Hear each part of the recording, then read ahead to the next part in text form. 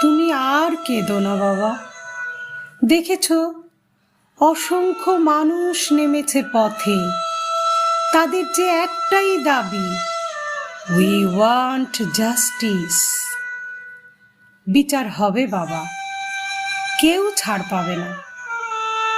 যেভাবে ওরা আমার ওপর অত্যাচার করেছে, আমার শরীরটাকে শকুনের মতো ছিঁড়ে ছিঁড়ে খেয়েছে, আমি বলেছিলাম ওদের, আমাকে ছেড়ে দাও, আমাকে বাঁচতে দাও।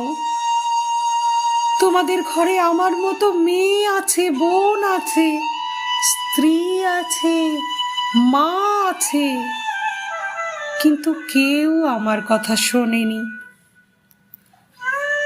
ওরা আমার দেহটাকে দুমড়ে মুচড়ে শেষ করে দিয়েছে।